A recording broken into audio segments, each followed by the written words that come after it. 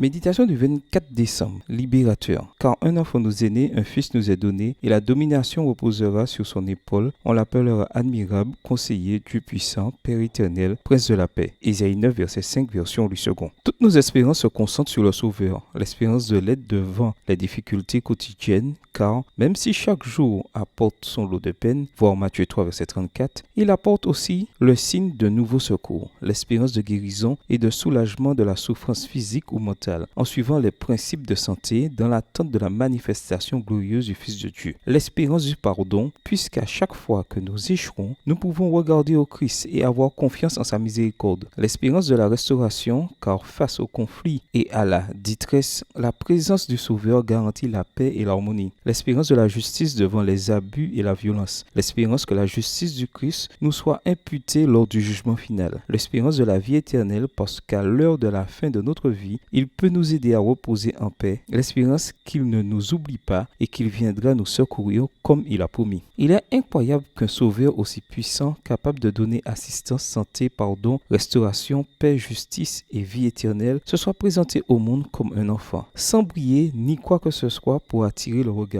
Le roi du ciel a préféré se manifester sous la forme de nouveau-né, mais ceux qui ont reconnu ce don ont été si peu nombreux. À peine quelques bergers et 3 hommes de science ont été conduits par les anges auprès du prince de la vie. Et en ce petit être qui reposait, emmailloté et couché dans une crèche, Luc 2, verset 12, ils ont su entrevoir le Rédempteur du monde. Qu'était-il arrivé au prêtre? Pourquoi les religieux de son époque ne l'ont-ils pas adoré? Le monde n'est pas plus prêt à recevoir le Christ aujourd'hui qu'à l'époque. Il désire un sauveur qui le libère de tous ses problèmes, le comble de ses bénédictions et le rende grand et puissant, et refuse de suivre le sentier de la pauvreté, du rejet et de la souffrance qui caractérise la vie de l'enfant de Bethléem. Le monde n'est pas plus prêt aujourd'hui à apprécier le caractère du Christ, ni à le reconnaître dans la vie de ceux qui professent son nom. La question est de savoir si chacun de nous est prêt à le reconnaître, si en lui se concentrent toutes nos espérances. Combien il est important d'apprendre à l'identifier. Combien il est important de le voir en la personne des souffrants et des nécessiteux. Combien il est important de nous placer entre les mains de Dieu. Méditerons-nous sur cette question aujourd'hui? Bonne journée à vous et que le Seigneur vous bénisse.